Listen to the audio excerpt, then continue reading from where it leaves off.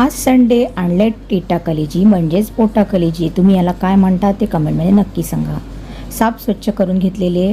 आता मी ह्याला अर्धा चमचा हळद आणि अर्ध लिंबू लावणार आहे. लिंबू मला असं पिळायला जमत नाही म्हणून मी दुसऱ्या हाताने अशा पद्धतीने पिळणार आहे.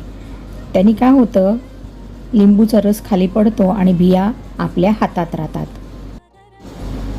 हळद निर्जंतुक असते आणि लिंबू रसाने तो वेगळा असा वास येतो ना, तो पोटा कलेजीला वास येत नाही. तर आता मी हळद आणि लिंबू लावून घेतलं आहे.